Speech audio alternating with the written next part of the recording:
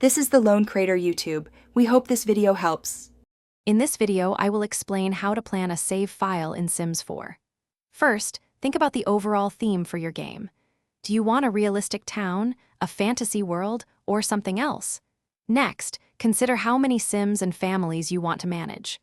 Finally, start outlining the relationships and backstories for your main characters to give them depth. Now, let's set up your world. Select worlds that align with your chosen theme, like Windenburg for an old world feel or Oasis Springs for a desert vibe.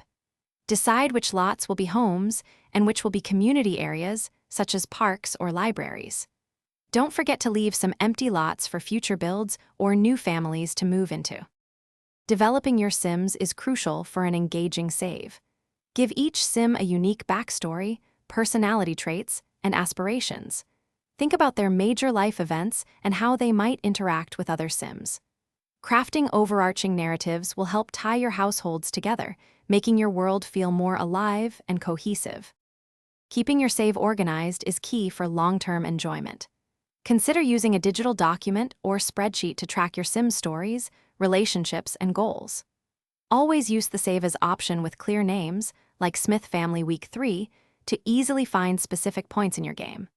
Most importantly, regularly back up your entire Sims 4 Save folder to an external drive or cloud service to protect your hard work.